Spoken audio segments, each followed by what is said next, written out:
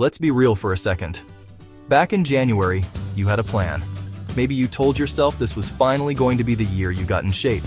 Maybe you cut out sugar for a week, downloaded a calorie app, hit the gym twice, and then life happened.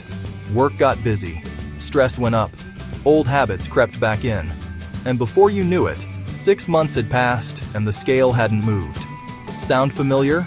If it does, you are not lazy, you are not broken, and you have not failed. You're just human. And here's what most people don't realize. July 1st is actually one of the best times to start a weight loss journey. Science backs that up.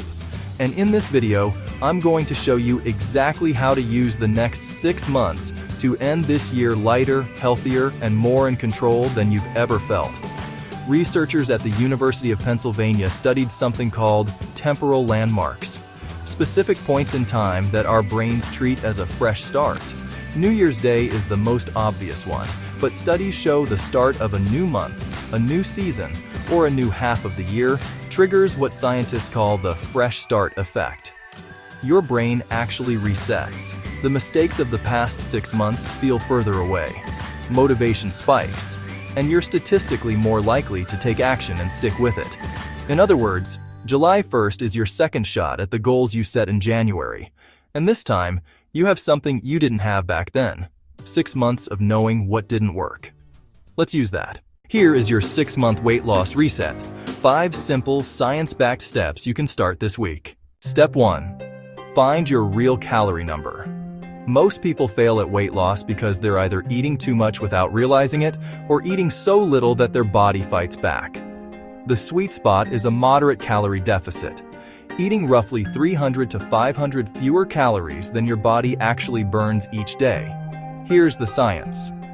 Your total daily energy expenditure, or TDE, is the exact number of calories your body needs to stay at its current weight. You can calculate yours for free using any TDE calculator online. Once you have that number, subtract 300 to 500 calories. That's your daily target. At this rate, you'll lose approximately half a pound to 1 pound of fat per week. That doesn't sound dramatic, but over 26 weeks, that's up to 26 pounds, without starving yourself, without cutting out entire food groups, without your body going into panic mode. Step 2.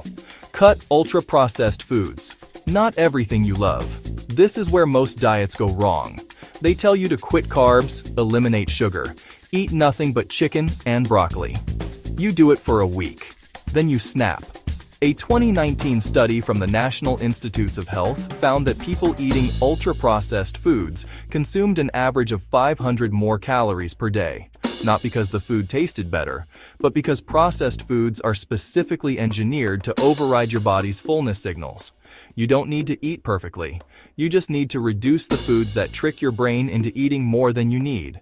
Packaged snacks, fast food, sugary drinks, anything with ingredients you can't pronounce.